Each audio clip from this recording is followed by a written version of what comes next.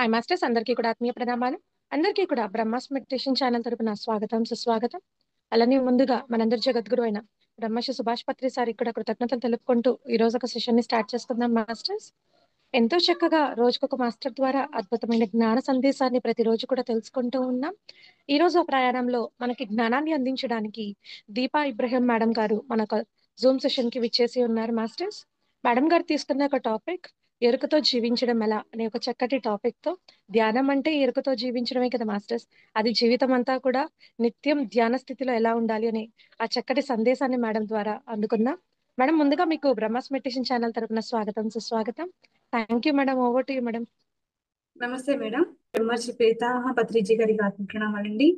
అలాగే నా గురువు గారైన తటపతి వీరరాఘవ్ గారికి, ప్రజలక్ష్మి అమ్మకి, జూమ్ నిర్వహిస్తున్న మేడంకి, సార్కి, జూమ్ లో పాల్గొన్న ఆత్మ బంధువులందరికీ ఆత్మ ప్రణామాలండి. నా పేరు దీపా అండి. నేను ఇబ్రహీంపట్నం నుంచి మాట్లాడుతున్నాను. నేను తీసుకున్న టాపిక్ వచ్చేసి జీవిత శాస్త్రం 2 సార్ రాసిన బుక్ ఏనండి. ఇది ఎరుకలో జీవించాలి అనే టాపిక్ తీసుకున్నాను. అసలు ఎరుక అంటే ఏంటి అంటే గమనించేదాన్ని గమనించడమే ఎరుక అంటారు. అంటే మనం నిద్రపోయినా, మేల్కొని ఉన్నా, ఏ స్థితిలో ఉన్నా మనని గమనించేవాడు లోన ఉన్నాడు. ఆ ఉండబట్టే మనం పడుకుని బాగా నిద్రపోయి లేచినాక అబ్బా ఈరోజు బాగా నిద్ర పట్టిందిరా అని అంటాము. అంటే అప్పుడు ఎవరు గమనించారు? లోపల ఆ ఆత్మనే భగవంతుడు ఉండబట్టే అది గమనిస్తున్నాడు అని మనకు అర్థమవుతుందండి. అది ఇప్పటి వరకు తెలియదు. అంటే ఈ ధ్యాన మార్గంలోకి వచ్చిన తర్వాతనే మనం పడుకున్నప్పుడు కూడా మనని గమనిస్తున్నాడు భగవంతుడు. ఎరుక అంటే ఎవరో కాదండి, ఆత్మే భగవంతుడు. మరి ఇక్కడ ఎరుకలో జీవించాలి అని బుద్ధుడు అప్రమత్తతతో జీవించాలి అన్నారు. అప్రమత్తత అంటే జాగరూకతతో జీవించాలి. మరి అంటే ఎరుకనే ఏ పని చేసినా ఎరుకతో చెయ్యాలి అని అన్నారు. మరి ఒక అతను వచ్చి అడిగారంట, బాబు నేనేమి చదువుకోలేదు, మరి నేను ఎలా ఈ ధ్యాన సాధన చెయ్యాలి అని అంటే బుద్ధుడు చెప్తారంట, నువ్వు ఏ పని చేసినా ఆ పని మీదనే దృష్టి పెట్టు, అప్పుడు అది సాధన అవుతుంది అని అన్నారంట. నువ్వు నడుస్తున్నావు, నీ నడక మీదనే దృష్టి పెట్టు. నువ్వు మాట్లాడుతున్నావు, మాట మీదనే దృష్టి పెట్టు. నువ్వు తింటున్నావు, తినే దాని మీదనే దృష్టి పెట్టు. దాన్నే ధ్యానం నాయనా. ధ్యానం అంటే వేరేది ఏదో కాదు అనేసి చెప్పారంట. అంటే ఆ గమనించగలగాలి మనం. అంటే మనము ఎలా ఉంటామంటే ఈ పని చేస్తూ ఇంకొక ఆలోచన వేరే వైపు వెళ్తూ ఉంటుంది. ఆ ఎరుక అనేది అస్సలు ఉండదు మనకి. అంటే సాధన పెరిగే కొద్దిగా అది పెరుగుతూ ఉంటుందండి. ఆ ఎరుక కూడా మనకి పెరుగుతూ ఉంటుంది. అంటే మరి అప్రమత్తతో అన్నారు కదా, జాగరూకతతో జీవించాలి, ఏ పని చేసినా ఎరుకతో చేయాలి అన్నారు. మరి ఎరుకే మోక్షానికి మార్గం అన్నారండి. అంటే అతను మాత్రమే అమృతాన్ని పొందుతాడు అన్నారు. అంటే అమృతం అంటే ఏం లేదండి, ఈ జనన మరణ చక్రం నుంచి బయటపడతాడు. అంటే ఎవరైతే ఎరుకలో జీవిస్తారో వాళ్ళు మరలా పుట్టవలసిన పని లేదు అనేసి చెప్తున్నారు. ప్రమత్తత అంటే ఎరుక లేకుండా జీవించడం. ఎవరైతే ఎరుక లేకుండా జీవిస్తారో వాళ్ళు మళ్ళీ మరణం. అంటే ఈ జనన మరణ చక్రంలో మళ్ళీ పడవలసిందే, జన్మ తీసుకోవాల్సిందే. అంటే ఆ ఎరుకనే మనకి మోక్షానికి మార్గాన్ని ఇస్తుంది అని చెప్తున్నారు. ఇక్కడ మరి ఎరుకలో ఎవరైతే జీవించే వాళ్ళు నిద్రించే వారిలో కూడా మేల్కొన్న వారిలాగా పేర్కొన్నారు. అంటే ఎరుకతో ఎవరైతే జీవిస్తారో నిద్రించినా కూడా వాళ్ళు మేలుకతోనే ఉంటారంట. ఇప్పుడు యోగులందరూ కూడా సాధన చేస్తూ ఉంటారు. వాళ్ళు సంవత్సరాలు అలా ఉండిపోతుంటారు ధ్యాన స్థితిలో. వాళ్ళకి ఏమీ తెలీదా అంటే సృష్టిలో ఏం జరుగుతుందో, ఎక్కడెక్కడ ఏం జరుగుతుందో వాళ్ళకి అన్ని చూస్తూనే ఉంటారు వాళ్ళు. కానీ నిద్రపోరు.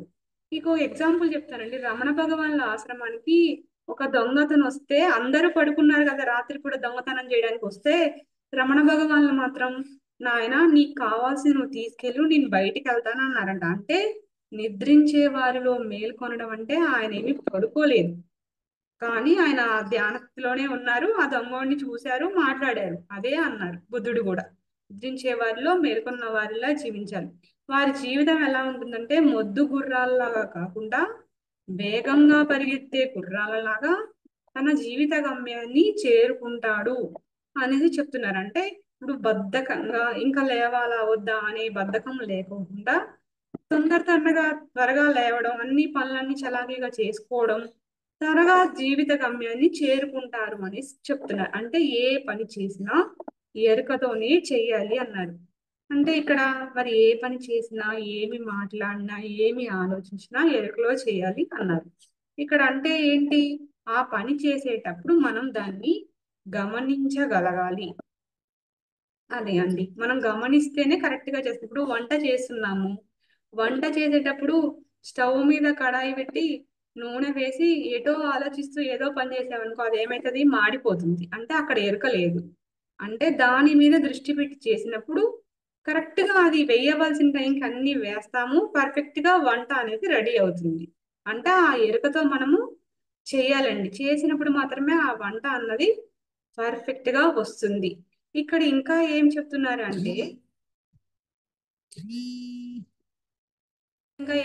అంటే, ఎరుకలో అంటే బుద్ధుడు ఏం చెప్తున్నారంటే, ఏ విషయాల్లో ఎరుకతో ఉండాలి అంటే, మనము సాధన, ఫస్ట్ పాయింట్ గా సాధన చెప్తున్నారండి. మరి చేసే సాధన పట్ల ఎరుక ఉండాలి. రెండవ పాయింట్ గా మనం తినే ఆహారం పట్ల ఎరుకలో ఉండాలి. మూడవది వచ్చేసి మనం మాట్లాడే మాట పట్ల ఎరుకతో ఉండాలి. నాలుగవది వచ్చేసి మనం ఆలోచించే విధానం పట్ల ఎరుకతో ఉండాలి. ఐదవది వచ్చేసి మన సమయాన్ని ఎలా వినియోగించుకుంటున్నాము అన్న దాని పట్ల కూడా ఎరుకతో ఉండాలి.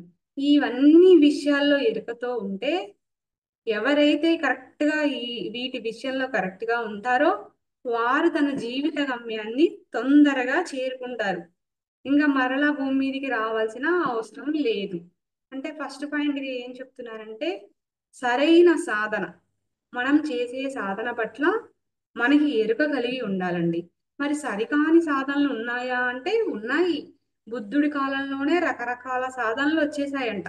కానీ బుద్ధుడు ఏం చెప్పారు? ఆనాపానసతి ధ్యానమే, అంటే అష్టాంగ మార్గంలో 8వ పాయింట్ గా ఆనాపానసతి ధ్యానమే సరైన ధ్యానం అని చెప్పారు. మరి పత్రిసారి కూడా 18 ఆదర్శ సూత్రాల్లో ఫస్ట్ సూత్రంగా శ్వాస మీద ధ్యాస పెట్టి ధ్యానం చెయ్యండి, రకరకాల ధ్యానాలు లేవు నాయనా, ఉన్నది ఒక్కటే ధ్యానము, ఎవరైతే శ్వాస మీద ధ్యాస పెట్టి ధ్యానం చేస్తారో వారు త్వరగా జీవిత గమ్యాన్ని చేరుకుంటారు అని చెప్తున్నారు. మరి ఇక్కడ మనము ఎందుకు శ్వాస మీద ధ్యాస పెట్టి ధ్యానం చేయాలి, అక్కడ ఏం జరుగుతుందో తెలుసుకుందామండి.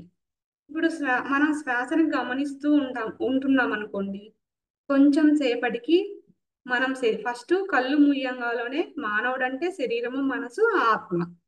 కళ్ళు ముయ్యంగాలోనే ఈ ఫస్ట్ శరీరాన్ని కాళ్ళు మూస్తాము, కాళ్ళు క్రాస్ చేస్తాము, చేతులు కట్టేస్తాము, శరీరం దాటి మన లోపలికి వెళ్తాం కదా, మనసు వస్తుంది. మనసును కూడా మూస్తేనే ధ్యానం అవుతుంది. మనసు ముయ్యనంతసేపు అది ధ్యానం కాదు. ఎందుకంటే ఎన్ని రోజులు నువ్వు ఎన్ని సంవత్సరాలు ధ్యానం చేసినా అన్నా కానీ ఎలాంటి ఫలితము నీకు కలగదు. అంటే నువ్వు చేసే ధ్యానం సరి అయింది కాదనేది అర్థమవుతుంది. మనసు పనిచేసినంతసేపు, పతంజలి కూడా చెప్పారు కదా, నిర్విషయ మనః ధ్యానం చిత్తవృత్తి నిరోధము అని అన్నారు కదా. అంటే ధ్యానం అంటే శ్వాస మీద ధ్యాస పెట్టి ధ్యానం చేయాలి. ధ్యానం చేసినప్పుడు ఏమవుతుంది అంటే మనకి శక్తి పెరుగుతుంది. శక్తి పెరిగితేనే కదండి ఏ పనైనా చేసేది. మరి ఆ శక్తి పెరగనంతసేపు ఏమి మనం అనుకుంటా ఉంటాము, ధ్యానం చేస్తున్నాము, నా జీవితంలో ఏ మార్పు రాలేదు, ఏంటో ఇన్ని సంవత్సరాల నుంచి చేస్తున్నాను, రోగాలు వస్తున్నాయి, కష్టాలు వస్తున్నాయి, బాధలు వస్తున్నాయి కానీ అని అంటూ ఉంటారు. కానీ మనం ధ్యానం చేస్తున్నాం, శక్తి పెరుగుతుంది, మనకి తెలియదు. మరి పోయేది తెలీదు, వచ్చేది తెలీదు. కానీ కొంతసేపు ఆ ఉన్న కొద్దిగా ఎనర్జీతో ఆ పనులన్నీ గబగబా చేసేస్తా ఉంటాం. కానీ మనం ఎన్ని జన్మల నుంచో వస్తున్నాం కదా, మన సంచితంలో గుట్టలు గుట్టలుగా ఉన్నాయి కర్మలు. మనం చేసే చెంచా ధ్యానానికి మరి ఎన్ని కర్మలు దగ్ధమవుతాయండి? అంటే శక్తి, మనం చేసేది చెంచా ధ్యానము, మళ్ళీ మన మాటల ద్వారా, చేతల ద్వారా, మరి వ్యవహారము, ఆహారము, ఇన్ని విషయాల ద్వారా పోగొట్టుకుంటున్నాము శక్తినంతా. అంటే శక్తి పెరుగుతుంది కానీ ఇన్ని విషయాల్లో జాగ్రత్తగా ఉండాలి, ఎరుక ఉండాలి మనకి. ఆ ఎరుక ఉన్నప్పుడే, అది కూడా శ్వాస మీద ధ్యాస పెట్టి ధ్యానం చేసినప్పుడే శక్తి పెరుగుతుంది. ఇంకోటి ఏంటి అంటే మనసు శుద్ధి అవుతుంది. తర్వాత ఏంటి, మరి బుద్ధి వికసిస్తుంది. బుద్ధి బాగా వికసించినప్పుడు ఏంటి అంటే మనసు శుద్ధి అవ్వంగానే గుణాలు మారుతాయి. గుణాలు మారంగానే బుద్ధి వికసిస్తుంది. బుద్ధి వికసించినప్పుడు మనకి వివేకము కలుగుతుంది. వివేకం కలిగితే ఏంటి, ఏది సరైనది, ఏది సరికానిది, చెయ్యవలసిన పనులేంటి, చెయ్యకూడని పనులేంటి అన్నది తెలుస్తుందండి. అంటే ఇవన్నీ కూడా మనకి తెలుస్తాయి. మరి సరైన ధ్యానం చేసినప్పుడు చెయ్యకూడని పనులు చెయ్యం కాబట్టి పాపకర్మలన్నీ రహితం అవుతా ఉంటాయి.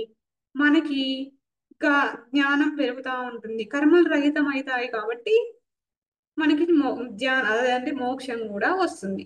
అంటే ఎప్పుడైతే సరైన ధ్యానం చేసినప్పుడు చెయ్యకూడని పనులన్నీ, ఏది సరైంది ఏది సరికానదన్న ఆలోచన మనకి వస్తుంది.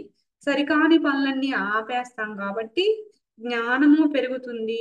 కర్మలు రహితమవుతాయి. మోక్షము పొందుతాము. ఈ రకంగా అంటే మనం శ్వాస మీద ధ్యాస పెట్టి ధ్యానం చేస్తే మనలో తెలియకుండానే ఈ మార్పు అంతా వస్తుందండి. ఇంకా ఏ రకమైన ధ్యానం చేసినా మనలో మార్పు రాదు, ప్రవర్తన మారదు, గుణాలు మారవు. కొందరిని చూసి అంటూ ఉంటారు కదా, వీడు ఇన్ని సంవత్సరాల నుంచి ధ్యానం చేస్తున్నాడు, ఏ మార్పు లేదురా అని. అంటే తన మాట మారదు, తన ఆలోచన విధానము మారదు. అంటే సరికాని ధ్యానం చేసినప్పుడు ఈ ఎరుక అనేది బాగా అవసరం అండి. అంటే ఈ రకంగా చేయలేదనుకోండి, మనం చేస్తున్నాం అనుకుంటాం, భ్రమలో బతుకుతున్నాం ధ్యానం చేస్తున్నామని. కానీ చేసినంతసేపు మనసుతోనే ఉంటున్నాం. మనసు దాటితేనే కదా ఆత్మస్థితికి చేరుకునేది. ఆ ఎరుక కంపల్సరిగా ఉండాలండి. ఆ ఎరుక ఉన్నప్పుడు మాత్రమే మనం పొందవలసిన శక్తిని పొందుతాము. శక్తిని సంపాదించడం చాలా కష్టం అండి. కానీ కోల్పోవడం ఈజీ. ఒక ఎందుకంటే ఒక చిల్లు కుండలో నుంచి నీళ్లు ఇంటికి తీసుకురావడం ఎంత కష్టమో, శక్తి సంపాదించే శక్తి కూడా ఈజీగా వెళ్ళిపోతా ఉంటది. మనకు తెలియదు, ఎలా పోతుందో కూడా తెలియదు. అంత ఈజీగా సంపాదించడం ఎంతైతే కష్టమో కోల్పోవడం అంత ఈజీ. ఇప్పుడు మనం రెండో పాయింట్గా ఆహార నియమాలు తీసుకున్నామండి. మరి ఈ ఆహారంలో కూడా మనం ఎరుక కలిగి ఉండాలన్నారు బుద్ధుడు. మరి ఇంత సాధన చేస్తున్నాం బా, ఇన్నేళ్ల నుంచి సాధన చేస్తున్నాం, మరి ఆహారం వచ్చేసరికి చాలా చాలా ఇబ్బంది అవుతుంది. ఎందుకు అంటే ఇప్పుడు మన ఇంట్లో అంటే మరి ఆహారంలో పాత్ర శుద్ధి ఉండాలి, పాక శుద్ధి ఉండాలి, పదార్థ శుద్ధి ఉండాలి. మళ్ళీ తమో గుణం ప్రధానమైన ఆహారం కానీ, రజోగుణ ప్రధానమైన ఆహారం కానీ మరి ఇవేవి తీసుకోకూడదు. అంటే ముందు పాత్ర శుద్ధి అన్నాం కదా, ఇప్పుడు నాన్ వెజ్ వండిన పాత్రలు కానీ అవి వండవద్దు అంటారు. పత్రిసారి షిరిడి ధ్యాన మహాయజ్ఞంలో మాంసాహారం వండిన పాత్రలు ధ్యానులు వండవద్దు, వాడుకోవద్దు అనేసి చెప్పిండ్రంట. అంటే ఆ పాత్ర శుద్ధి కంపల్సరిగా ఉండాలి. అంటే సూక్ష్మాతి సూక్ష్మమైన లోపం కూడా దాంట్లో ఉంటుంది కాబట్టి పాత్రలు మార్చేయండి అని పత్రిసారి చెప్పిండ్రంట. మరి పదార్థ శుద్ధి అండి. ఇప్పుడు మనం తమో గుణం కలిగించే ఆహారాలు అంటే ఇప్పుడు మనం అదేంటి పులిసినవి కానీ, పాచిపోయినవి కానీ వండి ఫ్రిడ్జ్లో పెట్టుకొని 2 రోజులు సాంబార్ కానీ, పెరుగు కూడా పుల్లగా అయిపోతా ఉంటది. అంటే అవి కూడా మనకి ఏంటంటే దానివల్ల బద్ధకం వస్తూ ఉంటది. ఇంకా ఎవరు చేస్తారు లేబా ధ్యానం ఈ రోజుకి సాల్లే అని అనిపిస్తా ఉంటది. అలాంటి ఆహారం తీసుకోవడం కూడా మనకి అది అనేది సరిగా మనకి సాధన అనేది కుదరనివ్వదండి. అలా కుదరనివ్వకపోవడం వల్ల మనకి బద్ధకం వచ్చేసి ఈ రోజుకి వద్దులే అన్న మన మనసు మన్ని మాయలో పడేస్తా ఉంటది. కానీ ఆహారం విషయంలో చాలా చాలా జాగ్రత్తగా వ్యవహరించాలి. తమో గుణ ప్రధానమైన ఆహారము తీసుకోకూడదు. అలాగే రజోగుణ ప్రధానమైన ఆహారం కూడా తీసుకోకూడదు. అంటే ఎక్కువ స్పైసీ ఫుడ్, మరి మాంసాహారం కానీ, వెల్లుల్లి కానీ ఇవేవి కూడా తీసుకోకూడదండి. అంటే ఈ మూడు పదార్థాలు కూడా అవాయిడ్ చేయాల్సిందే. అంటే మాంసాహారం అసలు మనకు ముందే శ్వాస మీద ధ్యాస పెట్టి ధ్యానం చెప్పడానికంటే ముందు సారి మీరు ధ్యానం చేసినా చేయకపోయినా పర్వాలేదు కానీ మాంసాహారం తీసుకోవద్దండి అనేసి చెప్పాడు. అలాగే వెల్లుల్లిలో కూడా రజోగుణాన్ని కలిగిస్తుంది కాబట్టి ఆ ఆహారం కూడా తీసుకోవద్దు. మన ఇంట్లో పాత్రలు అన్ని నీట్గానే ఉంటాయి. మనమే ధ్యానం చేసి వంట వండుతాం కాబట్టి ఏ ప్రాబ్లం రాదు. కానీ బయటికి ఎక్కడన్నా వెళ్ళినప్పుడు మాత్రం ఫంక్షన్స్కి, పార్టీలకి ఎక్కడికైనా వెళ్తే మాత్రం కదా పాత్రలు కలుషితం కదా, అంటే వాటికి ఇస్తారు వీటికి ఇస్తారు. అవి అవి వండినప్పుడు కూడా మన శక్తిని కోల్పోతా ఉంటాము. ఇంకా ఇక్కడ ఏంటి, వండే వంటవతను కూడా తన మనసు స్థితిని బట్టే కదా ఆ వంట వచ్చేది. ఇప్పుడు అందుకే పాకశుద్ధి అంటే వంట చేసే అతన్ని కూడా చాలా ధ్యాని అయితే చాలా బాగుంటుంది. ఈ భోజనంలో కూడా 5 రకాల భోజనాలు ఉన్నాయంటండి. అదేంటి పత్రిసారి చేసే భోజనం నిర్గుణ భోజనం. ఆయన ఆయన వండిన భోజనం తిన్న వాళ్ళు ఎంతో అదృష్టవంతులు అంటుంటారు. అంటే ఆ స్థితిలో ఉండి పెట్టారు కాబట్టి. అంటే సాత్విక గుణంలో ఉన్నవారు కొంచెం శాంతంగా ఉంటారు. రజోగుణంలో ఉంటే ఏంటి వాళ్ళు నేను నాది అన్న అహంకారంతోనే ఉంటారు. అంటే ఈ పాకశుద్ధి కూడా వండే అతను కూడా మనసు శుద్ధిగా ఉంటే ఆ పదార్థం కూడా చాలా టేస్ట్ గా వస్తుంది. ఆ ఎరుక కూడా ఉండాలి. అంటే వండేవాడు కూడా ఎలాంటి స్థితిలో ఉన్నాడు అన్నది కూడా కొంత చూసుకోవాలి. ఇవన్నీ చూసుకోలేనప్పుడు మనం ఎంత సాధన చేసినా గానీ మన శక్తిని కోల్పోతా ఉంటాం. ఆహార విషయంలోనే ఎక్కువ పొరపాట్లు జరుగుతున్నాయనేసి సార్ అంటూ ఉంటారు. అంటే ఎన్నాళ్ళ నుంచి సాధన చేస్తున్నా ఏ ఎదుగు పొదుగు లేదంటే ఆహార విషయంలో నెగ్లిజెన్సీ వల్లే కొన్ని చోట్ల కుదరకపోవచ్చు. కొన్ని చోట్ల ఇవన్నీ పరీక్షలే. నువ్వు ఎదుగుతావా పోతావా అని భగవంతుడు పెడతా ఉంటాడు. హాస్పిటల్లో ఉన్నప్పుడు ఏమి చేయలేము, మరి వాడు పెట్టింది తినాల్సిందే. అప్పుడు కూడా మనం మన శక్తిని అనేది కోల్పోతా ఉంటామండి. ఆహార విషయంలో చాలా చాలా జాగ్రత్తగా పొద్దునుండింది మధ్యాహ్నం కానీ మధ్యాహ్నం ఉండింది సాయంత్రం కానీ ఇలా తినవద్దు అనేసి ఒక 3 గంటల లోపే తినమని చెప్తా ఉంటారు అమ్మ. అంటే ఈ పాత్ర శుద్ధి, పదార్థ శుద్ధి, పాక శుద్ధి ఈ 3 కూడా ఉండాలి. సాత్వికమైన ఆహారం అంటే ఇప్పుడు ఫ్రెష్ గా ఉండిన పదార్థమైన ఫ్రూట్స్ కానీ మరి ఫ్రెష్ వెజిటేబుల్స్ కానీ అవి తీసుకోవచ్చు. అంటే అవి మనకి మంచి అంటే మంచి గుణాన్ని అందిస్తా ఉంటే శాంతంగా ఉంటారు. వాళ్ళు ఎవరిది ఆశించరు. అట్లా ఎరుకలో ఉన్నప్పుడు ఇంకా వాడు చేయకూడని పనులు చేయడు కదా అలాంటి భోజనం తిన్నప్పుడు. ఆ ఎరుక కూడా సాత్విక గుణం కలిగించే ఆహారాన్ని తీసుకోవాలి. అందుకే చూడండి భగవంతుడికి పాలు పండ్లు పెరుగు నెయ్యి వెన్న ఇవే పంచామృతాల ద్వారా ఈ ఆహారమే అందిస్తూ ఉంటారు భగవంతుడికి. అంటే మనం ఇప్పుడు దాకా భగవంతుడు అంటే విగ్రహమే భగవంతుడు అనుకొని పెట్టాం కాబట్టి సాత్వికమైన ఆహారం తీసుకుంటే మనకి మనకి కూడా బాగుంటుంది. ఆ ఎరుక అనేది కలిగి ఉండాలండి. ఇంకోటి మూడో పాయింట్ వచ్చేసి ఏంటంటే మన మాట పట్ల ఎరుక ఉండాలండి. మన మాట ఎట్లా ఉండాలంటే మనకి ఇష్టం వచ్చినట్టు మాట్లాడడానికి వీల్లేదు. దాని వల్ల కూడా కర్మలు వస్తుంటాయి. ఎందుకంటే మన మాట మనకైనా ఉపయోగపడాలి, పక్కవారికైనా ఉపయోగపడాలని పత్రిసారి అంటూ ఉంటారు. అంటే ఆ ఎరుకతో మాట్లాడు. నీ మాట ఎప్పుడైతే పరిపక్వంగా ఉంటుందో అదే నీది చివరి జన్మ అని పత్రిసారి అంటూ ఉంటారండి. అంటే ఎప్పుడు నీ మాట త్రికరణ శుద్ధిగా ఉండాలి. మనస వాచ కర్మణ ఏదైతే చెప్తున్నావో ఏదైతే ఆలోచిస్తున్నావో అదే బయటికి రావాలి. అంటే మా చేతపరంగా మాట పరంగా ఆలోచన పరంగా ఒక్కటి అవ్వాలి. అప్పుడే త్రికరణ శుద్ధి అంటారు. అంటే మన ఇష్టం వచ్చినట్టు అబద్ధాలు చెప్పడము ఇలా చేయకూడదు. అంటే ఆ మాట పట్ల మాట వల్ల కూడా మనకి కర్మలు వస్తున్నాయి. మాట వల్లే కదండి శిశుపాలుడు మరి నోరు ఉంది కదా అనేసి 100 తప్పులు చేసేసి కృష్ణ భగవానుని తిట్టి తిట్టి తిట్టి విమర్శించి విమర్శించి 100వ తప్పుకి తల లేచిపోయింది సుదర్శన చక్రం ద్వారా. అంటే మన మాట ఎప్పుడు అనుద్వేగకరంగా ప్రియంగా హితంగా మితంగా ఉండాలంటే అంటే ఉద్వేగం లేకోకుండా ప్రియంగా మాట్లాడాలి, హితంగా మాట్లాడాలి, మితంగా మాట్లాడాలి. అంటే తక్కువ మాట్లాడాలి. మరి అలా మాట్లాడినప్పుడు మన మాట పట్ల మనకి ఎరుక కలిగి ఉంటాము. మాట వల్ల ఎన్నో కర్మలు వస్తా ఉంటాయి. ఇప్పుడు ఎవరికైనా బాగాలేదనుకోండి, అంటే కాలు ఇరిగింది, అప్పుడు మనం ఏం మాట్లాడాలి? అరే ఏందో ఏవో అయిందిలేనా నీ కర్మ అంటే అనకూడదు. ఎందుకు ఇలా జరిగిందోలే, చిన్న దెబ్బతోనే పోయింది, మంచిది పని పర్వాలేదులే నాయనా అని అన్నాం అనుకోండి, అప్పుడు వాడు సంతోషపడతాడు. నువ్వు ఏ కర్మ చేసావో ఏ కోడి కాలు నరికావో నీ కర్మ ఇలా కాలిందిరా అంటే వాడు అసలే బాధలో ఉన్నాడు. మన మాట వల్ల కూడా వాడికి ఇంకా బాధ ఎక్కువైతుంది కదా.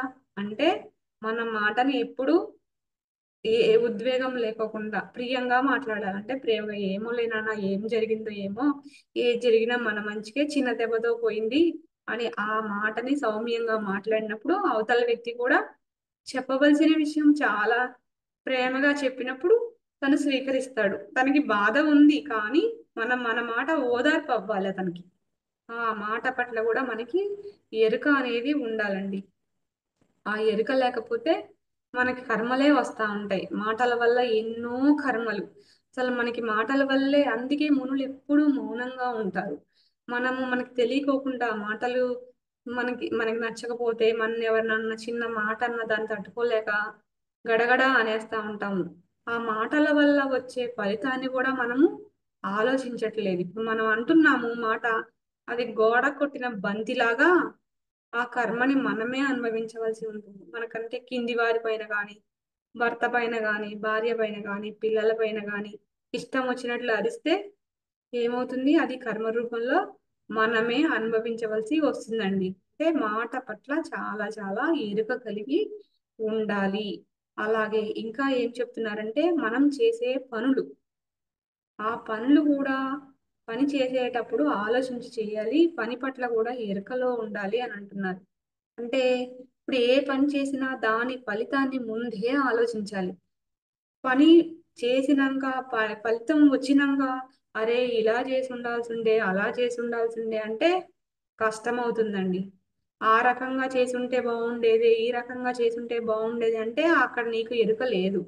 కానీ పని చేయడానికి అంటే ముందే ఆలోచించాలి. ఇప్పుడు ఒక అంటే ఒకటి ఏదైనా నిర్మించాలనుకున్నాము, దానికి ఒక ముందు ప్లాన్ ఉంటుంది. దీన్ని ఆ ప్లాన్ వైజ్ గానే నిర్మిస్తారు. అంటే దాని ముందంతా ఆ స్ట్రక్చర్ అంతా మన బుర్రలో వచ్చేస్తుంది. అవసరమైతే ప్లానింగ్ అంతా పేపర్ మీద కూడా వస్తుంది. ఆ రకంగా ఉంటే బాగుంటుంది అని ఆ పని యొక్క ఫలితాన్ని అంచనా వేసి చేసినప్పుడు అది పర్ఫెక్ట్ గా వస్తుంది. వంట అయినా సరే చూడండి, ఇప్పుడు ఆ మామిడికాయ చట్నీ కానీ ఇలాంటివి ఏమన్నా పెట్టినప్పుడు అది చాలా జాగ్రత్తగా కొలతలతో పెడతా ఉంటారు. ఆ కొలత లేకపోతే ఏమైతుంది? బూజు వస్తుంది, బయట పడేయాల్సి వస్తుంది. అంటే ఆ ఎరుక కలిగి ఉండాలి. ఆ పని చేస్తున్నాం, ఆవకాయ 1 year కి పెడతారు. మరి ఆ ఎరుక లేకుండా నీ ఇష్టం వచ్చినట్టు పెట్టావనుకో, కారం తక్కువ వేసినా, ఉప్పు తక్కువ వేసినా, ఇంకేదన్నా తక్కువ వేసినా అది బూజు వస్తుంది, పడేయాల్సి వస్తుంది. అంటే ఆ పని చేసేటప్పుడు ఆలోచించి చెయ్యాలి. ఆ పని యొక్క ఫలితాన్ని ముందే ఆలోచించాలి. ఇక్కడ దుర్యోధనుడు చేసేటప్పుడు ఆలోచించలేదండి. ఏంటి అంటే, కృష్ణుడు రాయబారానికి వచ్చాడు. 5 ఊళ్ళు ఇవ్వమన్నా వాళ్ళు నీతోని యుద్ధానికి రారు. దుర్యోధన అంటే లేదు లేదు, నాకు 5 ఊళ్ళు కాదు, సూది మొన మోపే అంత కూడా నేను ఇవ్వను అనేసి అన్నాడు. అంటే ఆ రేపు జరిగే ఈ మహాభారత యుద్ధాన్ని అయినా సరే తను నేనే గెలుస్తాను, నా వైపు అతిరథ మహారథ యోధులంతా ఉన్నారు, నేను గెలుస్తున్నానంటే యోధులంతా ఉన్నారని అనుకున్నాడు. ఆ పని యొక్క ఫలితాన్ని తను ఏమీ ఆలోచించలేదు. యుద్ధమే జరిగితే అసలు మనం ఉంటామో ఉండమో అన్న తాటే లేదు అసలు అతనికి. అంటే ఆ జరగాల్సిందే యుద్ధం అని నిర్ణయించుకున్న పని వల్ల ఏమైంది? తను చనిపోయాడు, తన 99 మంది తమ్ముళ్ళు చనిపోయారు, రాజ్యాన్ని తన అన్న వాళ్ళకి ఇచ్చేయాల్సి వచ్చింది. అంటే ఒక పనిని చేసేటప్పుడు మనం కరెక్ట్ గా ఆలోచించాలి ఆ పని యొక్క ఫలితాన్ని. ఆలోచించినప్పుడు ఏమవుతుంది? అంతే జరుగుతుంది. ఇక్కడ ఇంకోటి ఏంటంటే, ఇప్పుడు శకుని వాళ్ళ నాన్న వాళ్ళు 100 మెంబర్స్ అంటండి. అయితే వాళ్ళని ధృతరాష్ట్రుడు తన భార్యని అదే అంత పెళ్లి కాకంటే ముందే గాంధారిని ఇంకొక జంతువుకి ఇచ్చి వివాహం చేశారంట. నన్ను రెండో పెళ్లి వాడిగా ఇచ్చి చేశారు, వీళ్ళు నన్ను మోసం చేశారనేసి వాళ్ళందరినీ జైల్లో పెట్టి రోజుకి ఒక్క గింజ మాత్రమే వాళ్ళకి ఆహారంగా ఇచ్చారంట. ఆ ఒక్క గింజని తినుకోకుండా శకునికి ఇచ్చి ఆ శకున్ని వాళ్ళు బ్రతికించారు. వాళ్ళకున్న శక్తులన్నీ కూడా ఆ పాచికల రూపంలో అతనికి ఇచ్చి ఆ పాచికలకి వచ్చేటట్టు వాళ్ళ తాతలు తండ్రులు అందరు కూడా ఆ శక్తిని అంతా, వాళ్ళకున్న శక్తి సామర్థ్యాలన్నీ ఆ పాచికల్లో ఏదైతే కోరుకుంటావో అది పడుతుంది అనేసి చెప్పారు. అంటే అక్కడ పోడి రెండో పెళ్లి చేసుకున్నా అని ఫీల్ అయ్యి వాళ్ళందరినీ దాంట్లో పెడితే మరి శకుని వల్ల కౌరవ వంశమే నాశనం అయింది కదండి. అంటే ఇప్పుడు ఒక జంతువుకి ఇది చేశారు కానీ ఏం మనిషికి ఇవ్వలేదు కదా. అక్కడ ఆలోచించలేదు. ఆ పని వల్ల మరి శకుని వాళ్ళ కుటుంబం అంతా కోల్పోవాల్సి వచ్చింది, శకుని మాత్రమే బతికాడు. ఇక్కడ ఉండి కౌరవ వంశ నాశనానికి ఎప్పుడు ఎట్టి పరిస్థితుల్లో వీళ్ళు ఎక్కడైనా డ్రాప్ అవుతున్నా మళ్ళీ ఆ రెచ్చగొట్టి పనులు చెప్పి అలాంటి పనులే చేయించి వాళ్ళ వంశ నాశనానికే కారకుడయ్యాడు శకుని. అంటే ధృతరాష్ట్రుడు చేసిన పనికి ఇంతటి ఫలితాన్ని అనుభవించవలసి వచ్చింది. అంటే ముందు పని యొక్క ఫలితాన్ని ఆలోచించినప్పుడు మనం తప్పుడు పనులు చేయము, మన పని సక్రమంగా ఉంటుంది, దాని వల్ల వచ్చే ఫలితం కూడా కరెక్ట్ గా ఉంటుంది. అంటే ఆ ఎరుక అనేది మనకి కలిగి ఉండాలి. అంటే పని అంటే చాలా మనం అనుకుంటాం ఏదో ఎలా పడితే అలా చేసేద్దాం అనుకోకూడదండి. అంటే చేసేటప్పుడు కొంత ఆలోచన చేసినప్పుడే కరెక్ట్ ఉంటుంది. ఆ ఎరుక అనేది ముందే రావాలి. అది ఎలా వస్తుంది? తీవ్రాతి తీవ్రంగా సాధన చేసినప్పుడు మాత్రమే ఎరుక కలిగి ఉంటామండి. అంటే ఆ ముందే హిందూ భగవంతుడు మనం ధర్మానికి విరుద్ధంగా ప్రవర్తించిన, అబద్ధాలు ఆడినా, అసత్యం చెప్పినా, మరి మనము లోపలిని దొంగతనం కానీ ఇంకెవరిదైనా ఆశించిన ఇవన్నీ చేసేటప్పుడు ఆత్మ అనే భగవంతుడు లోన ఉండే మనని హెచ్చరిస్తూ ఉంటాడు.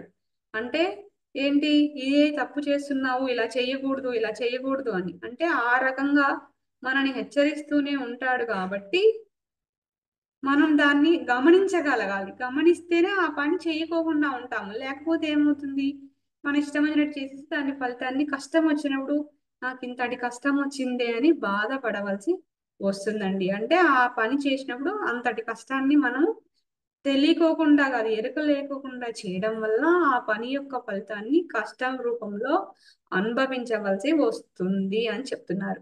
మరి మనం ఆలోచించే విధానం కూడా కరెక్ట్ గా ఉండాలంటండి. అంటే మన ఆలోచన, పత్రిసారి అంటారు ఇక్కడ, మన రోజుకి 90% ఆలోచనలు అప్రయోజనకరమైనవే ఆలోచిస్తూ ఉంటామంట. ఒక 10% మాత్రమే ప్రయోజనకరమైనవి ఆలోచిస్తామంట. అంటే 10 మాత్రమే మంచిగా సరైనవి ఆలోచిస్తున్నాము. అంటే మనం చూడండి, ఇక్కడ ఒక ఎగ్జాంపుల్ చెప్తాను. ఒక అతను తనకి కొంచెమే భూమి ఉంటుంది. కొంచెమే భూమి ఉంటే అది తన జీవనాధారానికి సరిపోదు. సరిపోకపోతే రోజు భిక్షాటన చేసి బతుకుతా ఉంటాడు. ఒకరోజు అతనికి పంచభక్ష పరమన్నాలు ఆ, ఆహారంగా లభిస్తాయి. ఆ రోజు తిన్న తర్వాత ఇంకొక అమ్మ పక్కనున్న ఆమె పిలిచి పేలపిండి ఒక పెడతాడు. ఇంత పిండి ఇచ్చి తీసుకుపో నాయనా అని పంపుతుంది. సరే అప్పుడే తిన్నాడు కదా, ఇంకా తినలేడు కదా. ఇప్పుడు మనం ఒకసారి ఆహారం తీసుకున్నామంటే మళ్ళీ సాయంత్రం దాకా ఇంకేం తీసుకోం కదా. అట్లానే తను కూడా ఈరోజు తిన్నాను కదా, ఇది రేపటికి పనికి వస్తుంది అనేసి ఆ ఆ పేలపిండిని ఇంటికి తీసుకెళ్ళి అది అక్కడ పెట్టి ఇక పండుకొని ఆలోచిస్తున్నాడు అన్నట్టు.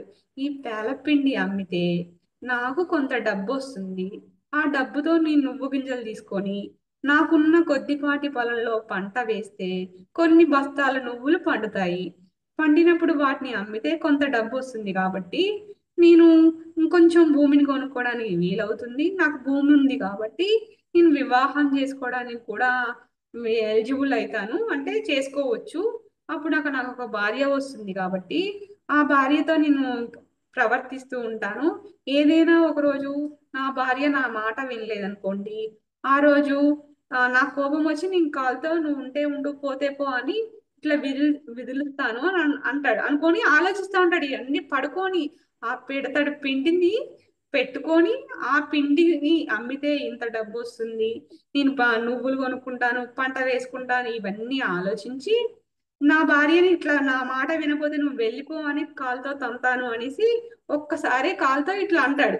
ఇట్లా అనేసరికి ఆ కొద్దిపాటి పిండి గాలిలో కలిసిపోతుంది. అంటే చూడండి, ఆ పిండి కాస్త పక్కన పెట్టి హాయిగా పడుకుంటే ఆ పిండి పోదు, అన్ని కష్టాల ఆలోచన చూడండి ఎంత సక్రమంగా లేదు. అంటే ఆ ఆలోచన విధానం పట్ల కూడా మనము ఎరుక అనేది కలిగి ఉండాలి. అంటే మన రోజు కూడా 60 అంటే 90% ఆలోచనలు కూడా పనికిరానివే. ఇప్పుడు ఆ కొద్ది పిండి పక్కన పెట్టుకొని హాయిగా ఉంటే ఏ గొడవ లేదు కదా. అంత దూరం ఆలోచించి భార్య వస్తుంది దాని మాట వినపోతే తంతాడంట. అంటే అంత దూరం ఆలోచించాడు కాబట్టి ఆ పిండి కాస్త పోయింది. ఆ ఆలోచన అనేది కరెక్ట్ గా ఉండాలండి. మన ఆలోచించే విధానం కూడా, ఏ పని చేసినా మనం ఆలోచన కూడా కరెక్ట్ గా ఉంటేనే కరెక్ట్ నిర్ణయాలు తీసుకుంటాడు. కరెక్ట్ నిర్ణయాలు అంటే పని కూడా కరెక్ట్ గా ఉంటుంది. అది అండి. ఈ రకంగా అంటే ఏ ఏమి చేసినా కరెక్ట్ నిర్ణయం, కరెక్ట్ ఆలోచన ఉండాలి. ఇంకోటి ఏంటంటే మన సమయాన్ని వినియోగించుకునేది. అంటే మనం సమయం ఎలా వినియోగించుకుంటున్నాము. అంటే మనం ఇప్పుడు ప్రతిరోజు ఈ సమయంలో ఇప్పుడు కాలమే భగవంతుడి స్వరూపం అంటారు. అంటే కాలం అన్నది భగవంతుడి స్వరూపం. నువ్వు ఎన్ని కోట్లు పెట్టినా కాలాన్ని వెనక్కి తీసుకురాలేవు. అంటే అంబానీకి 24 గంటలే, పేదవాడికి 24 గంటలే, ఎవ్వరికైనా 24 గంటలే. బ్రిలియంట్, బాగా హైగా, బాగా ఆలోచించి ఏదైనా పొజిషన్ లో ఉన్న వ్యక్తికి కూడా అది కూడా 24 గంటల టైమే. అతను అంత సక్సెస్ అవ్వడాన్ని కూడా ఆ 24 గంటల టైంలోనే చేస్తాడు. ఆ సమయాన్ని మనం ఎలా వినియోగించుకుంటున్నాము? మనం మనం వచ్చిన అవకాశాన్ని సద్వినియోగం చేసుకుంటున్నామా? లేకపోతే మనం మళ్ళీ వచ్చిన అవకాశాన్ని దుర్వినియోగం చేసుకుంటున్నామా, నిర్వినియోగం చేసుకుంటున్నామా? మన సమయాన్ని ఎలా వినియోగించుకుంటున్నాము అన్నది ఎరుక కలిగి ఉండాలి. మనం ఇప్పుడు ఈ సమయం ఉంది, మనం 1 గంట ధ్యాన సాధనకి మనం అంటే లేడీస్ కాబట్టి వంట పని, పిల్లలు ఇవన్నీ ఉంటాయి.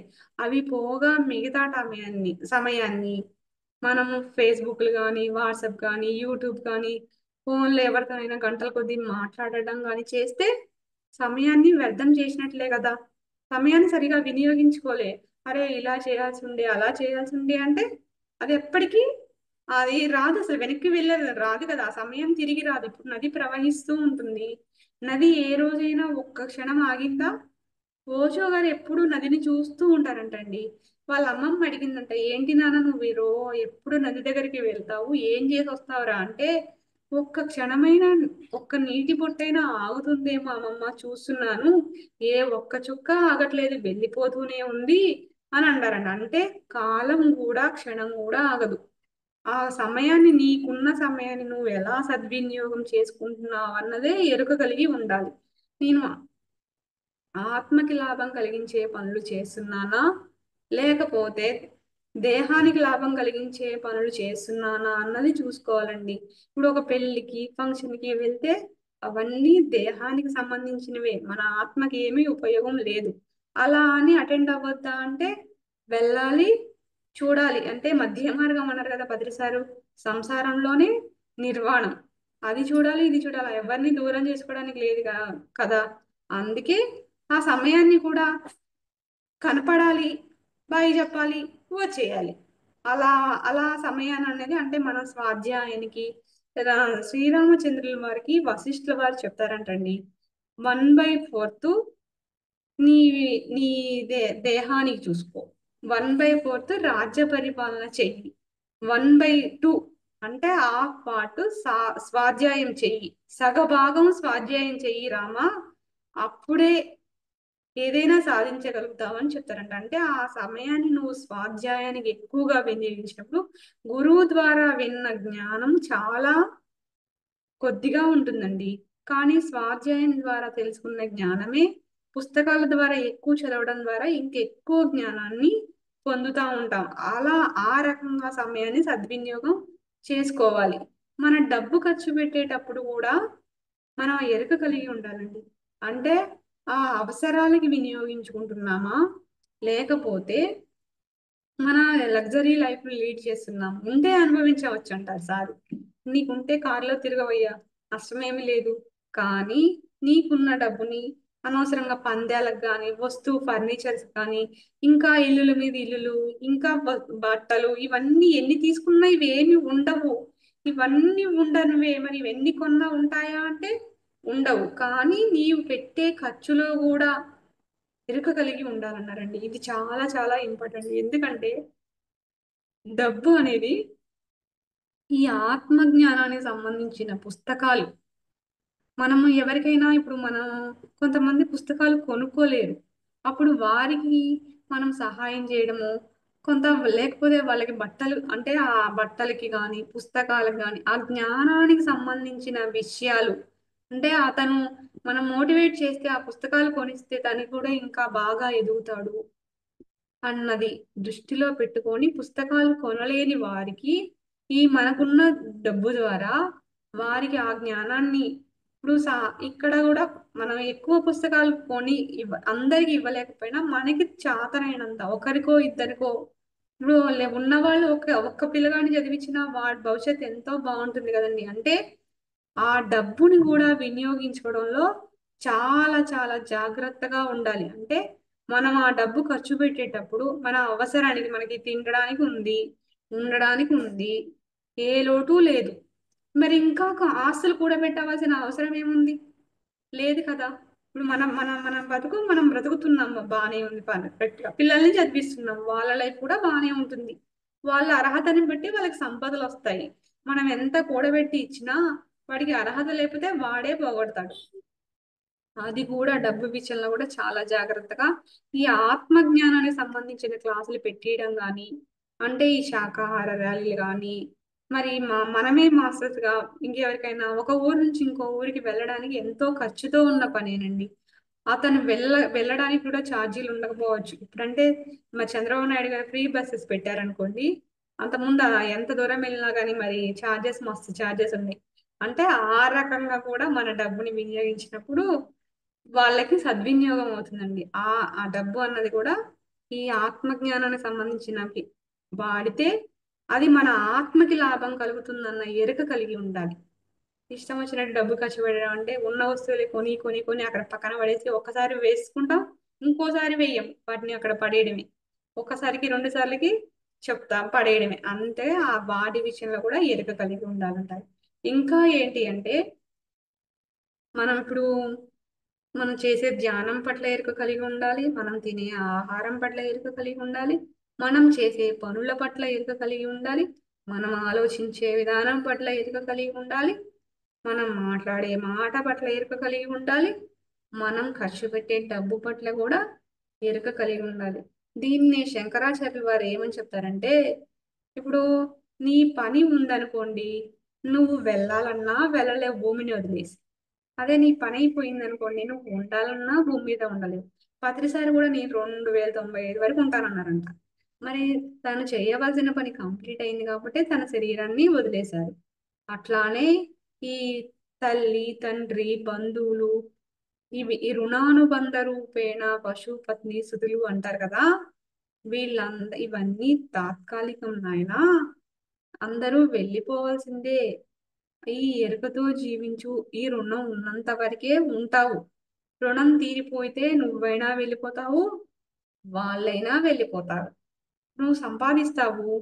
కొడుకు లగ్జరీగా గడిపేవాడు అనుకోండి, నువ్వెంత కూడబెట్టినా సంపదలు ఉంచుతాడా అంటే ఉంచడు. అప్పుడు నీ సంపద నీ నుంచి దూరం అవుతుంది. పోనీ ఏదన్నా గొడవ వచ్చైనా వాడు మన నుంచి వెళ్ళిపోవచ్చు. ఏ రకంగా అయినా ఇవన్నీ తాత్కాలికమైనవే. ఇవేవి ఉండవు. ఆ ఎరుక కలిగి ఉండి జీవించు. మనం పరలోక వాసులమే, ఇహలోక వాసులం కాదు. మన పుట్టిల్లు పరమే. మనకి ఇక్కడ మనం ఒక కొన్ని రోజులు ఉండడానికి అంటే మన మన ఏజ్ పరిధి బట్టి 60 సంవత్సరాల 70 సంవత్సరాల ఒక 40 సంవత్సరాలకి వెళ్ళిపోతున్నాడు, ఒకడు 10 సంవత్సరాలకి వెళ్ళిపోతున్నాడు. వాడు ఎంతకాలం ఎస్టిమేషన్ వేసుకొని వచ్చాడో ఈ భూమి మీదకి, అంతకాలం ఇక్కడ అనుభవాలు పాఠాలు నేర్చుకోవడానికి. అసలు మనం భూమి మీదకి వచ్చిందే ఆత్మ ప్రణాళిక వేసుకొని వస్తుందంటండి. ఆ ఎరుక లేదు మనకి. ఎందుకంటే ప్రణాళిక ఏంటి? తన జీవిత గమ్యాన్ని ఒక పూర్ణాత్మ అంశాత్మని సృష్టించి నువ్వు నాలాగా తయారై నన్ను చేరుకో అని మానవుడు తల్లి గర్భంలో తయారయ్యే శిశువులో ప్రవేశపెడుతుంది ఆ ఆత్మని. మనకి టార్గెట్ కూడా లక్ష్యాన్ని గమ్యాన్ని నిర్దేశించి భూమి మీదకి పంపుతుంది. కానీ అవన్నీ మర్చిపోయి బేబీ పుట్టిన తర్వాత మాయలో పడిపోయి మా అమ్మ మా నాన్న నా సంపదలు నా కుటుంబము ఈ సమాజంలో ఉన్న వాతావరణం కానీ చుట్టుపక్కల ఉన్న వాతావరణం కానీ తల్లిదండ్రుల పెంపకం వల్ల కానీ ఇవంతా మాయలో పడిపోయి తానెవరో తాను మరిచిపోయి నేను మళ్ళీ ఇక్కడ నుంచి శరీరం ఎప్పుడైతే వదిలేస్తాడో మళ్ళీ అక్కడ ఆత్మలే ఉంటాయి కదా, దేహాలు ఏమి ఉండవు కదా. ఈ భూమి మీదకి వచ్చినంతసేపే దేహం. ఇది అద్దె ఇల్లే, ఇది ఎప్పుడైనా వదిలేసి వెళ్ళవలసిందే. సరే, సొంత ఇంటికే వెళ్ళాలనుకుంటాడు కానీ ఏ జీవుడైనా అద్దె ఇంట్లో ఉండాలనుకుంటాడా? ఎంత కష్టమైనా నాకు చిన్న ఇల్లన్నా కొనుక్కోవాలనుకుంటాడు. అట్లానే ఆత్మకి ఇల్లు పరలోకమే. ఇది ఇహలోకం అంటే ఇది అద్దె ఇల్లు మాత్రం. ఈ శరీరం అద్దె. ఈ ఎరుకలో ఉంటే ఇక నాది లేదు మాది లేదు, అన్నీ ఆయనవే. నేను చేసింది లేదు, నాదంటూ ఏదీ లేదు. ఈ ఎరుక కలిగి ఉంచుకోవాలండి. అంటే నేను చెప్తున్నా వింటున్నా మాట్లాడుతున్నా చేస్తున్నా ఈ శక్తి ఎవరిచ్చారు? లోన ఉన్న ఆత్మని భగవంతుడు ఇచ్చాడనే ఎరుక మనకి కలిగి ఉన్నప్పుడు అప్పుడు మనకి ఇంకా అహంకారం రాదు, మమకారము రాదు. ఈ రెండూ ఉండాలండి. ఏ క్షణమైన మాయ మన్ని ఆవహిస్తుంది, ఆ ఎరుకని కోల్పోతాము. మన ఇంట్లో వాళ్ళకి ఏదన్నా అయిందనుకోండి, బెంబేలెత్తిపోతాం. ఎందుకంటే ఆ ఎరుక పోతుంది కాబట్టి. ఆత్మ అనే ఎరుకని కోల్పోయి వామో నా కొడుకు ఏదో అయిపోయింది, నా కూతురికి ఏదో అయిపోయిందని ఇంకా ఏడిపే వస్తుంది. ఇంకా అసలు ముందు ఆత్మ పోతుంది, అన్ని పక్కకు పోతాయి. అంటే మళ్ళీ గురువు ఒరే నువ్వు దేహం కాదురా ఆత్మ, ఆత్మ అని చెప్పినప్పుడు ఆ క్షణానికి మళ్ళీ మర్చిపోయినా ఓ నేను ఆత్మనే, వాడు ఆత్మే, వాడి ప్రణాళిక ప్రకారం వాడు తెచ్చుకున్నాడు, వాడి కర్మలు వాడు అనుభవించవలసిందే అన్న ఎరుక వచ్చినప్పుడు అప్పుడు జీవితంలో శాంతిగా జీవిస్తారండి. ఆ ఎరుక లేకపోతే ఏమవుతుంది? ఒక ఒక ఆమె అంట భార్యాభర్తలు, మంచి భర్త, అతనికి మంచి ఉద్యోగము, ఇద్దరు పిల్లలు, ఏ లోటు లేదు, అన్ని సవ్యంగానే ఉన్నాయి. అంతా బానే ఉంది కదా, మరి ఇక్కడ ఇంకేముంది అండి అని అనుకోవచ్చు. కానీ తన బా కూతుర్నిచ్చిన ఇంటికాడ వాళ్ళ హస్బెండ్, ఆ అమ్మాయి వాళ్ళ భర్త ఆ అమ్మాయిని ఇబ్బంది పెడుతున్నాడు. అంటే కూతురు భర్త కూతుర్ని ఇబ్బంది పెడుతున్నాడు. ఇక్కడ భర్త మంచోడే, ఆర్థికంగా బానే ఉంది, అన్నీ బానే ఉన్నాయి, కానీ కూతురు జీవితం బాగలేదని ఏడుస్తుంది. చూడండి, మరి దాని కర్మ అలా తెచ్చుకుంటే మనం ఏం చేస్తాము? చెయ్యలేం కదా. అంటే ఆ ఎరుక కోల్పోయింది తల్లి కాబట్టి, పాము నా కూతురు జీవితం బాగలే, వాడు పడగాను వాడు మా అమ్మాయిని ఇబ్బంది పెడుతున్నాడు అన్న తిట్టుకుంటానే ఉంటుంటది. ఎప్పుడైతే ఈ సారు ఒరే నువ్వు ఆత్మవి, అది మర్చిపోకు, వాళ్ళు ఆత్మలే, వాళ్ళ ప్రణాళిక ప్రకారం భూమి మీదకి వచ్చారు, వాళ్ళు చేసుకున్న కర్మల ప్రకారమే వారి జీవితం ఉంటుంది అని చెప్తా చెప్తా పోతున్నప్పుడు మనకి అది సిద్ధమవుతుందండి. ఓకే, ఏది జరిగినా మన మంచిగా, ఏది శాశ్వతం కాదు అని అనుకోమన్నారు కదా. ఈ ఎరుక కూడా ఉంటుంది. ఆ క్షణానికి బాధపడ్డా సరేలే ఏం చేస్తాం, ఎవరి ప్రారంధం వారిది అన్నట్టు కొంత కొంత నిగ్రహించుకోవడానికి వీలుంటుందండి. ఆ ఎరుక కోల్పోవడం వల్లే ఈ దుఃఖం వస్తుంది. అదే ఎరుకుంటే దుఃఖం రాదు. ఈ రకంగా అండి. అంటే మనం మన వీటి పట్ల కూడా మన ఎరుక అనేది శంకరాచార్యుల వారి రుణానుబంధ రూపేణ పశుపతిని స్థుతులు.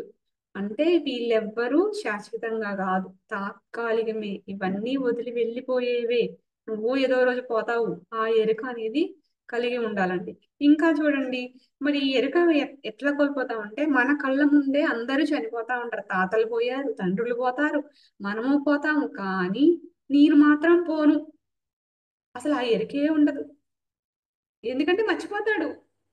ఈ సంసారము, ఈ పిల్లలు, ఈ డబ్బులు, ఈ వ్యవహారం, వీటన్నిటిలో పడిపోయి నాకు కూడా ఒక రోజు మరణం వస్తుంది, నాకంటూ ఆత్మకి నేను ఏం చేసుకున్నాను, అక్కడికి వెళ్ళిన తర్వాత మాస్టర్స్ క్వశ్చన్ వేస్తారు, ఆ ఎరుకే లేకోకుండా జీవిస్తున్నాడండి మానవుడు.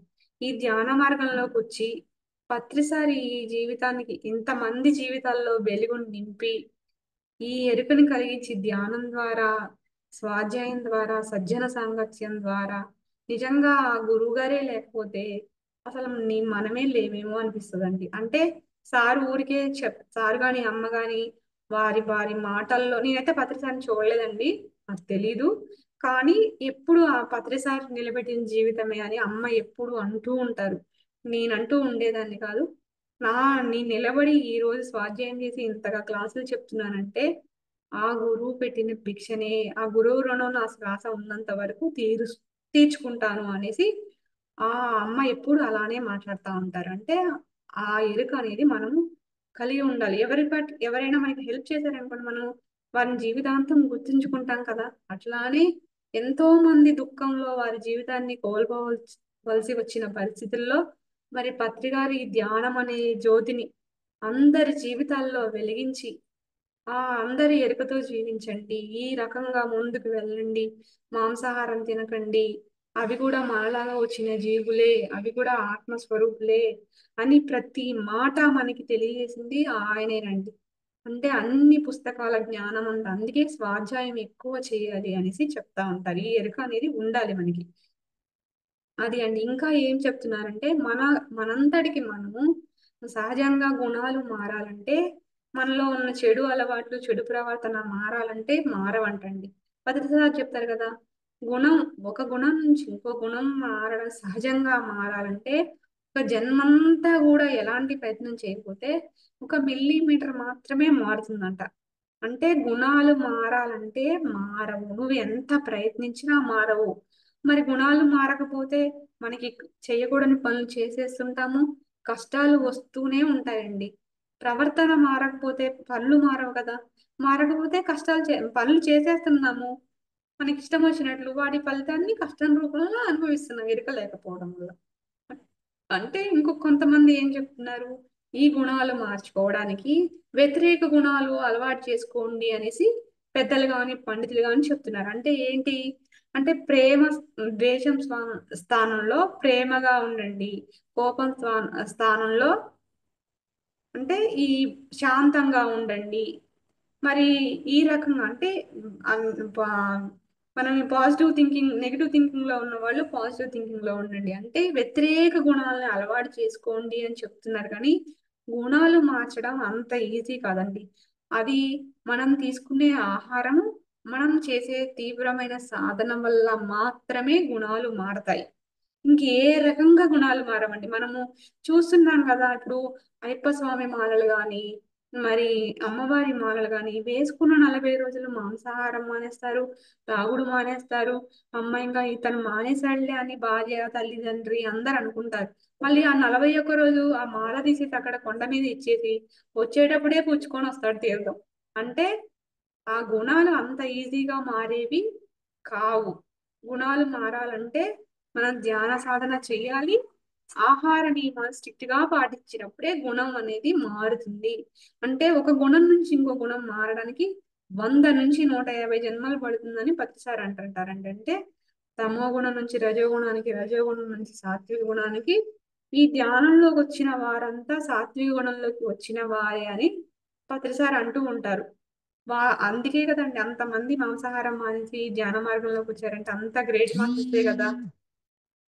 ఈ రకంగా అంటే మన జీవిత ఆ ఈ మన గుణాలు మారమంటే మారదు. ఓషో ఏమంటారంటే గుణాలు మారమంటే మారవు, కానీ తను ఏమని అంటాడంటే అదేంటి ఆ గుణాన్ని మనకి ఇప్పుడు కోపం వస్తుంది అనుకోండి, దానికి కోపం వస్తుందన్న ఆలోచన మనం కలిగి ఉన్నప్పుడు, ఆ ఎరుక కలిగి ఉన్నప్పుడు కోపం ఆటోమేటిక్ గా శాంతంగా మారుతుంది. ఆ గుణం వల్ల మనకి కష్టం రాదు, నష్టం కలగదు అనేసి అంటూ ఉంటారండి. అంటే మనకి ఆ గుణం వల్ల వచ్చే ఎరుక కలిగి ఉండమన్నారు. కానీ అసలు మన కోపం వచ్చినప్పుడు మనకి నిగ్రహం ఉంటుందా అండి? ఒక్క నిమిషం కూడా ఉండదు. ముందు పొలోమని అరిచేసి తర్వాత ఇప్పుడు ధ్యానం చేస్తున్నాడు ముందు అరిచి, అరే అనవసరంగా అన్నాను, అరవకుండా పోయేదే, ఒక్క మాట నేనే నోరు మూసుకుంటే పోయేదే కదా. ఆ ఎరుక అనేది అప్పుడు వస్తుంది. అంటే సాధన పెరిగినప్పుడు కోపం వస్తుంది, తెలుస్తుంది అతను చేసింది పొరపాటే, కానీ అరవద్దురా నాయన, మనం అరిచి కర్మలు తెచ్చుకోవడం ఎందుకు, వాడి మానాన వాడు పోతాడులే అన్న ఎరుక కలిగి ఉన్నప్పుడు నువ్వు నోరు తెరిచి ననవు. మనం సైలెంట్ అయిపోతే గొడవే లేదు. గొడవ లేనప్పుడు ఇంక కష్టం కర్మ లేదు, కష్టాలు లేవు. ఏదైనా జరిగే నష్టం జరిగింది, ఆల్రెడీ చేసేది చేసేసాడు తను. మరి ఇంకా మనం అరిచి ఇంకోటి తెచ్చుకోవడం ఎందుకు అనవసరంగా. ఆయన ఏదైనా ప్రకృతి చూసుకుంటుందిలే అంటారు పత్రికారు. అంటే ఆ వ్యతిరేక గుణాలను మనం అలవాటు చేసుకోవడం, మనకి ఆ కోపం వస్తుందన్న ఎరుక కూడా రాదండి. అసలు కోపం వస్తుందన్న నిగ్రహించుకోవడం, నువ్వు 100 లెక్క పెట్టు 10 లెక్క పెట్టు అంటారు కోపం వచ్చినప్పుడు. కానీ అది అసలు ఆ క్షణానికి అసలు గుర్తే రాదు. ముందు అనడంలోనే ఉంటాం, తర్వాత చూసుకుంటాం. అంటే ఆ ఎరుక అనేది అక్కడ కోల్పోతామండి. అంటే ఇక్కడ ఈ వ్యతిరేక గుణాలు అంటే ముందు ఎరుక కలిగి ఉన్నప్పుడు మనకి కష్టాన్ని కలిగించదని ఓషో అంటున్నారండి. అంటే ఇక్కడ మన అరిషడ్ వర్గాల మీద కూడా మనం ఎరుక కలిగి ఉండాలనేసి అంటున్నారు. అంటే అరిషడ్ వర్గాలు అంటే కామము, క్రోధము, లోభము, మోహము, మదము, మాత్సర్యం. ఇప్పుడు కామం మన కోరికే కలిగిందండి. ఆ కోరిక సరైందా కాదా అనే నిర్ణయం ఎరుక ఉంటేనే కదా సరైన నిర్ణయం చేస్తాడు. వాడు ఎరికే లేకపోతే రావణాసురుడు ఉన్నాడు, కోరిక కోరుకున్నాడు. మరి సీతమ్మ తల్లిని కావాలన్న పక్కవాడి భార్యను కోరుకోవడం ఎంత తప్పు. ఆ ఎరుక లేదు, మరి ఆమె తెచ్చుకుంటే ఏమైపోతుందని ఆలోచించాడా లేదు. తెచ్చాడు, చెట్టు కింద పెట్టాడు. మరి ఒక 1 year అయిపోయింది, రాముడు వచ్చాడు, యుద్ధం జరిగింది, రావణాసుడు పోయాడు. మరి తెచ్చినప్పుడే బిభీషణుడు చెప్పాడు, మండోదరి చెప్పింది, ఎందుకండి నాలో లేని తనలో ఏముందని మండోదరి చెప్పింది. కానీ వినే స్థితిలో ఆ కామం కోరికకి దాసుడైపోయి ఎన్ని శాస్త్రాలు చదివినా ఎంత కండయోగం చేసినా ఆ కోరిక మీద ఎరక లేకపోవడం వల్ల ఇప్పుడు ఏ ఏ స్వీట్ తిన్నా, గులాబ్ జామ్ తిను, జాంగ్రీ తిను, ఏదైనా తిను, దాంట్లో ఉండేది పంచదార బెల్లమే కదండి. ఆ ఎరుక లేకోకుండా ఆ స్వీట్ అయితే బాగుంటది, ఈ స్వీట్ అయితే బాగుంటది, ఇంకో స్వీట్ తింటే ఇంకా బాగుంటుంది, ఆ స్వీట్ ఇంకా అక్కడ బాగా చేస్తారు అంటే ఏ స్వీట్ లో ఉన్నా పంచదారే. ఆ ఎరుకుంటే ఇంక దేని మీద వ్యామోహం ఉండదండి. అసలు ఇంకా తిండి మీద కూడా ఉండదు. ఏ తిన్నా అదే కదా, ఇంక ఈ స్వీట్ ఆ స్వీట్ ఈ స్వీట్ ఇన్ని రకాల స్వీట్లు ఏడున్నాయి. ఆ పంచదారే ఉంది దాంట్లో. ఏ ఏదైనా సరే అదే, నెయ్యి పంచదార ఇంకేమీ మారదు. ఆ మెనూలో ఏమీ మారదు కానీ రకరకాలు కోరుకుంటా ఉంటాడు మనిషి. ఆ కోరిక, ఆ ఎరుకున్నప్పుడు ఇంకా వాటి మీద అన్నది కామం అన్నది తగ్గిద్దండి. అంటే కామం అంటే కోరిక, అలా నిగ్రహం లేకపోవటే కోరిక వల్ల పాడైపోయింది రావణాసురుడండి. క్రోధం వల్ల మరి కోపం, ఆ కోపం వల్ల మరి ఎవరు పాడైపోయారయ్యా ఎరుక లేకపోవడం వల్ల అంటే హిరణ్యకశిపుడు. ఇతను ఏం చేశాడు మరి వాళ్ళ తమ్ముడు మరణానికి శ్రీమన్నారాయణుడే కారణమని ముల్లోకాలు వెతికి వెతికి వెతికి ఎక్కడా లేడు నాయనా, నీలోనే ఉన్నాడు, మన ఇంట్లోనే ఉన్నాడు అంటాడు ప్రహ్లాదుడు. మరి ఎక్కడున్నాడో చూపి చూపి అంటే సంబంధించి వచ్చాడు. మరి అంతటా అన్ని నువ్వు జయించావు గాని నీ మనసును జయించలేకపోయావు నానా అని ప్రహ్లాదుడు చెప్తాడు. ఆ ఇప్పుడు తమ్ముడు మరణానికి నారాయణుడి కారణం, నారాయణుడి కారణం అంటే ప్రతి వ్యక్తి ఏ రకంగా మరణం తెచ్చుకుంటాడో ఆ రకంగానే చనిపోవాల్సి ఉంటుందండి. నువ్వు ఏ రకంగా నేను నేను మామూలుగా అంటే నవిసి చచ్చిపోవాలా, లేకపోతే బండి కింద పడి చచ్చిపోవాలా, ఊరేసుకొని చచ్చిపోవాలా అంటే నువ్వు నిర్ణయించుకున్నావు, దాని ప్రకారమే పోతాడు వాడు. ఆ ఎరుక లేదు కదా. ఆహా, నా తమ్ముని చంపుతాడా అన్న ఎరుక లేకపోవడం వల్ల అతని మీద కోపం పెట్టుకొని ముల్లోకాలు వెతికి ఇంటిలోనే ఉన్నాడు శ్రీమన్నారాయణుడు, అతని ద్వారా చనిపోయాడు. అంటే ఈ ఎరుక అనేది లేకపోవడం వల్ల క్రోధం వల్ల పాడైపోయింది హిరణ్యకశిపుడు. లోభం వల్ల పాడైపోయింది దుర్యోధనుడు అండి. ఇందాక చెప్పుకున్నాం కదా, 5 ఊళ్ళు ఇవ్వు నాయన, యుద్ధం వద్దు ఏమొద్దు, రాయబారానికి వస్తే ఇచ్చాడా, నేను సూది మొన మోపేంత కూడా ఇవ్వనన్నాడు. అంటే ఆ లోభం, ఆ లోభం కూడా మనం మనం వాక్కు పట్ల లోభం ఉంటే బాగుంటుందండి. ఆ ఎరుక అంటే మనం నోటికొచ్చినట్టు మాట్లాడుకోకుండా ఏదైతే అవసరమో అదే మాట్లాడితే దానివల్ల మనకి మంచి ఫలితం వస్తుంది. మన నోరు ఉంది కదా అని మాట్లాడినా, ఈ డబ్బు విషయంలో ఖర్చు పెట్టే కాడ ఖర్చు పెట్టకుండా అనవసరమైన విషయాలకి అనవసరమైన వాటికి ఖర్చు పెట్టినా అప్పుడు ఆ లోభం ప్రదర్శించిన దాని వల్ల కూడా ఫలితం కరెక్ట్ గా రాదు. ఆ దుర్యోధనుడి లోభం వల్ల వాడు పాడైపోయాడు, ఆ ఎరుక లేకపోవడం వల్ల. మరి లోభం గర్వం వల్ల పాడైపోయింది దుశ్శాసనుడు. మరి వదినలా తల్లి లాంటి వదినని ఈడ్చుకొచ్చేసాడు సభకి. మరి తల్లి కదా, మరి అలా తేవచ్చా అంటే ఆ గర్వం అంటే నేను చేసేది ఏదైనా కరెక్టే అన్న అంత గర్వంతో ఉండి ఆ దాని పట్ల ఎరుక లేకపోవడం వల్ల మరి ఆమె శపిస్తే అప్పుడే చచ్చిపోయేవాళ్ళు కానీ ఆ యుద్ధం జరగడానికి కారణమైంది ఆ సిచ్యువేషన్. అంటే ఆ రకంగా కూడా ఆ ఎరుక లేకుండా చేసిన పిచ్చి పని వల్ల కోల్పోవాల్సి వచ్చిందండి. అంటే ఈ అరిషడ్ వర్గాలు కూడా అదుపులో ఉండాలి అని మనం మనం వాటిని ఎరుక కలిగి ఉన్నప్పుడు అవన్నీ మన అదుపులో ఉంటాయంటండి. అంటే ఎవరైతే ఎరుకలో జీవిస్తారో సభ్యమైన జీవితం జీవిస్తారు, జీవితాన్ని సార్థకం చేసుకున్న వారవుతారు అంటారండి. అంటే ఈ అరిషడ్ వర్గాలన్నీ కూడా ఎరుక కలిగి ఉన్నప్పుడు సవ్యంగా ఉంటాయి.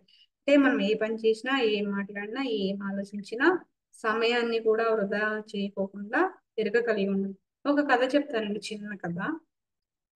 ఒక కప్ప ఉంటుందంట.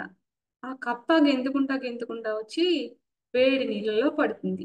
వేడి నీళ్ళలో పడితే అది తన శక్తినంతా కూడగట్టుకొని ఎట్లాగట్లా బయటికి దూకింది. దూకింది ఎక్కడ దూకింది? చల్ల నీళ్ళ కుండలో దూకింది. మనం ఇక్కడ అనుకోవచ్చు, పర్వాలేదులే, వేడి నీళ్ళ కుండ నుంచి చల్ల నీళ్ళ కుండలో దూకింది కదా అని మనం అనుకోవచ్చు. కానీ అది దూకింది ఎక్కడ అంటే పొయ్యి మీద పెట్టిన కుండలో, చల్ల నీళ్ళ కుండలో దూకింది. ఇంతలో ఆ ఇంటి ఇల్లాలు వచ్చి కింద మంట పెట్టింది.